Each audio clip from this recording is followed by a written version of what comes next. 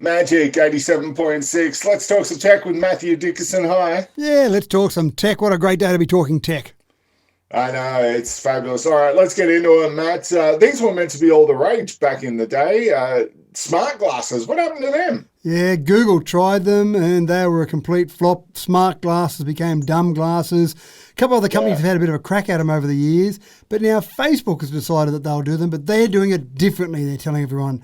They're making them look like, that's right, they're making them look like stylish Ray-Ban sunnies because they've teamed up with Ray-Ban, and they're not going to make it really obvious that these are some sort of technology glasses. They're just good-looking, stylish Ray-Ban glasses that happen to have, a couple of cameras and some microphones and some controls all built into them. Now, when you look at them, obviously we're on a audio medium, we can't see them here, but when you look at them, they do look like just a stylish pair of sunglasses, maybe a bit thicker on the arms, maybe a bit chunkier around the actual eyes, but in general, just a nice pair of Ray-Bans. The big concern for people, though, is that you and I could be sitting, having a bit of a chat, maybe at the pub, maybe at a coffee shop, if that ever happens again. Meanwhile, without you even really knowing about it, you're being recorded. Might be photos, might be audio, might be video. Sure, there's a little LED on the front to let you know that something's going on, but you probably don't stare at someone's glasses and see if there's any LEDs on the glasses while you're doing it.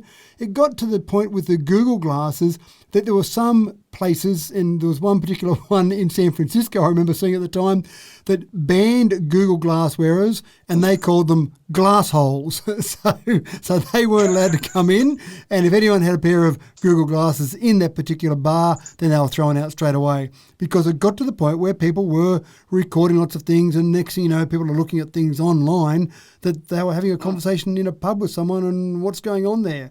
So whether or not this will take off, whether or not this will go the same way as the Snap spectacles and the Google glasses, I'm not sure. I can see the logic, the convenience of it. It's a long way to put your hand all the way down into your pocket and pull your phone out if you want to take a photo of something. That's a bit inconvenient for people. So I can understand having the glasses on and saying, hey, Facebook, start recording. Hey, Facebook, take a photo. That's got to be easier than putting your hand into your pocket and pulling out your phone. So I can understand the logic of it, but I'm just still not sure people will be comfortable. And I reckon you'd be a bit ostracised if you turn up at the pub with a pair of these glasses on. Oh, yeah, no, the creepiness involved in this, you know what I mean? I love that phrase, though, glass holes. We should have adopted them when people were wearing Ray-Bans, because seriously, no offense, Matt, but if you're going to create a shape of any form of glass, you don't do it in the Ray-Bans, because they were like the douche glasses of the 80s and 90s. Well, maybe it goes hand in hand. Maybe that was deliberate. I know, right? I know. Foxtel, they've launched their new IQ5 box. Yeah, now it's actually strange. In the day when people were connecting Foxtel, when the internet thing wasn't around, when this whole Foxtel thing started, you got all your information via satellite. Now, I've talked to people over the last couple of years that have had Foxtel installed, and they're confused. They're saying, why is someone putting a dish up on the roof of my house to get this Foxtel signal? Isn't everything coming via the internet? Now, of course, with Foxtel in the past, you had your satellite to receive the live stream of whatever shows were on. You also had an internet connection, so you could go and start a show over or go and look at your on-demand menu. But I just kind of think maybe we didn't really need that satellite. Maybe we haven't needed it for a number of years. So finally, Foxtel have said, hey, we've got an IQ5 set-top box, and you don't need a satellite connection. And everyone else goes, like, duh. And Foxtel are making this a major announcement. But from going forward, people that have got satellite connections, or in Sydney, for example, a lot of people have got cable connections, HFC cable, you won't need that. You'll just need a good internet connection, the same way as you need that good internet connection for a Telstra TV or an Apple TV or your smart TV, all the other streaming services out there. It does feel a little bit like Foxtel has finally woken up and said, you know what, we've got this great idea. We should just use streaming to deliver all our programming. And that's what'll happen now. So it'll make the process to get Foxtel a bit easier. It'll make the ability for you to have it, if you've got internet connection, just basically plug it in and away you go. I think they're still going to keep their satellite services going for some years yet, because you've got a lot of people who live out of metropolitan areas and out of regional towns that are still using that satellite connection, because that's the best way for them to get those signals through. But for everyone else, the IQ5 makes a lot more sense. Have Foxtel not been able to ring someone at Fetch and find out how they do it? I know. Like, this has been around for years. That's Like, what I we mean. lived in a rental, Matt, and we got sick of watching. There was nothing on free-to-air TV, and we wanted a pay TV subscription service. Like, this is back in 2010, right? So we had to connect our internet. So and we were living in Geelong at the time. So what did we do? We did a package with our internet and Fetch TV, and Fetch TV gets delivered through the internet. Yeah, what a And surprise. it was great. We loved it. Loved it. It was absolutely brilliant because you don't have to annoy your bloody real estate agent. They don't have to tell the landlord and all the rest of it. It was great. Well, here's the scary thing. Foxtel's got 4 million subscribers, and their data shows that 53% of those 4 million stream content. So the people who are out there doing it now, again, it does seem like they're a little bit late to the party, doesn't it? Yeah, absolutely. Foxtel can come and take my dish off my roof anytime they like. I'll take a new IQ Firebox because apparently the latest thing at our house, Matt, is for some reason our dog keeps barking at the dish. So, I don't know what kind of signals my dog's picking up off the Foxtel dish, but whatever it is, can we come and rectify it very quickly? Because, dogs are very perceptive, Matt. So. But talking about streaming, Apple TV shows, they've gone into overdrive with product placement in other Apple TV shows. What's going on with Apple TV? Gee, this is clever cross-marketing. Apple TV Plus, Apple surprisingly controls the script. They control the production. They control the money behind the scenes. So as part of you putting together an Apple TV show, then surprisingly enough, they're saying we might just use some iPhones in there and some iPads, and we might just talk about those things. And so in the Wall Street Journal, there's a journo over there who said, I'm going to actually just analyse this. So he watched 74 episodes of Apple TV Plus shows. Now, you can imagine pitching that to his boss. Look, boss, I've got this idea. I'm going to have to stay home for the next 2 weeks and just watch TV shows consistently to be able to write one short article on it. And he got approval from his boss somehow, and so away he went. So he watched 74 episodes of Ted Lasso, The Morning Show, Defending Jacob, and Trying. And he found that through those 74 shows, there are about 700 Apple product placements. And there's 3 parts to it. One part is the visual. So every time they pick up a phone, you just see a screenshot of an iPhone. You just see the screenshot of the back of a phone with an Apple logo. Surprisingly enough, they didn't have cases on it like everyone else does. Then you'd see so you'd hear some audio. So you'd hear a message come through, or you'd hear a FaceTime call, and it was distinctly Apple noises that you'd hear. And then you'd weave them into as part of the plot. So I remember Ted Lasso, and I like the actual show Ted Lasso. I've been watching it a bit.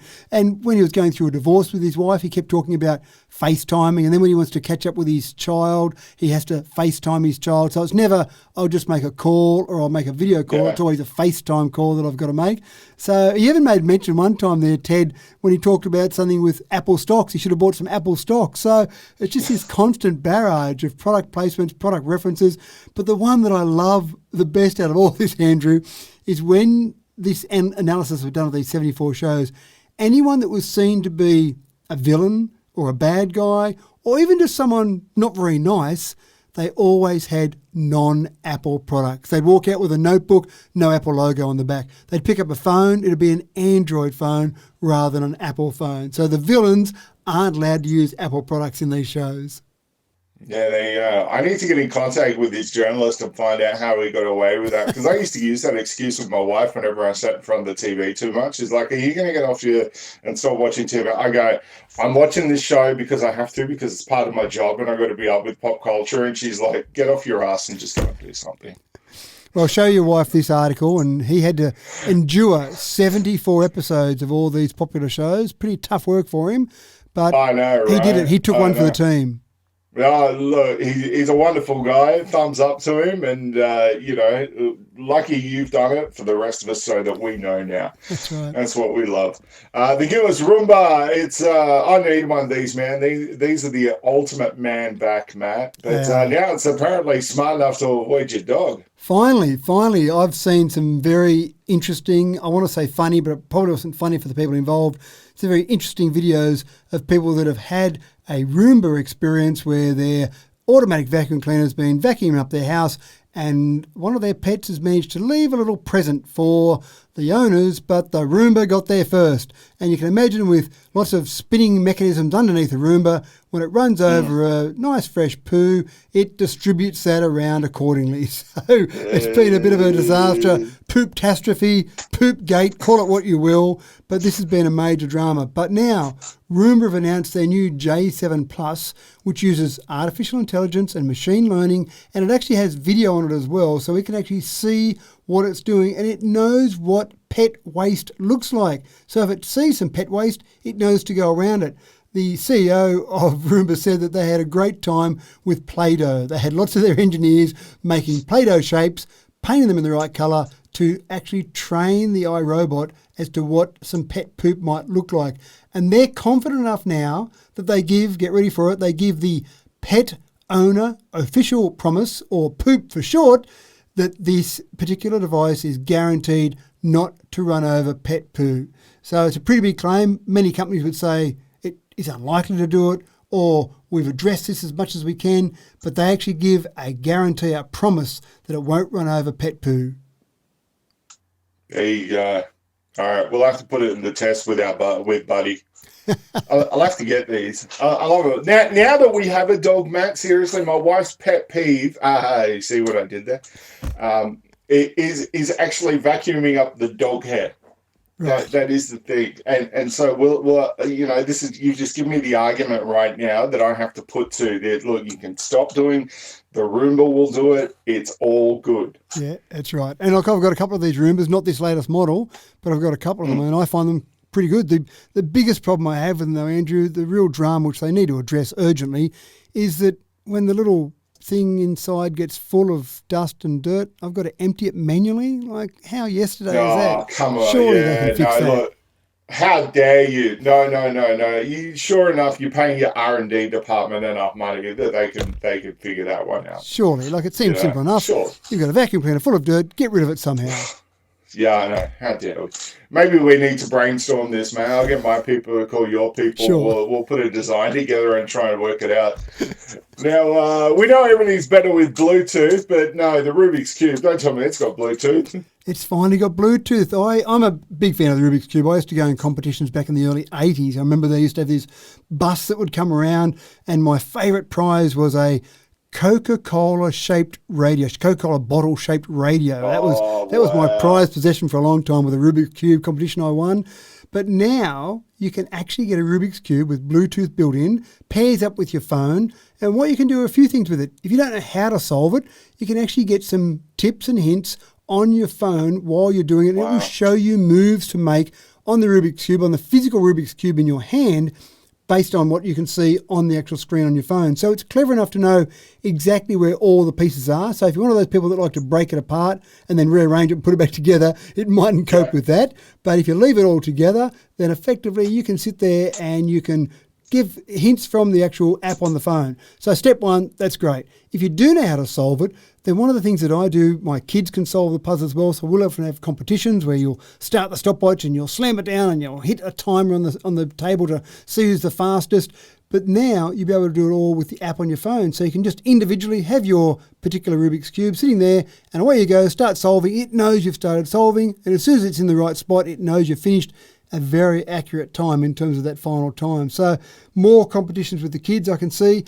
And then if you're really competitive, if you really want to go all the way, Andrew, this allows you to compete with people across the world. So you just put in there whether you're an amateur solver or a pro solver, and it will find someone else in the world that's already on their app with their Rubik's connected cube, and away you go. You both have your little competition and you solve the puzzle and say, great, I won. There's no real prize. There's no Coke bottle radio on offer, but you can just say, ha-ha, I beat you. But I just think this idea of teaching people how to solve it, I think probably is the main thing that will come out of this.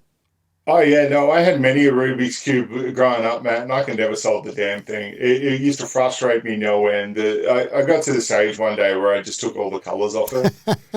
I just figured, bugger this, I'm just going to take all the stickers off it. And at least that way I know it's always black. It's always the one color.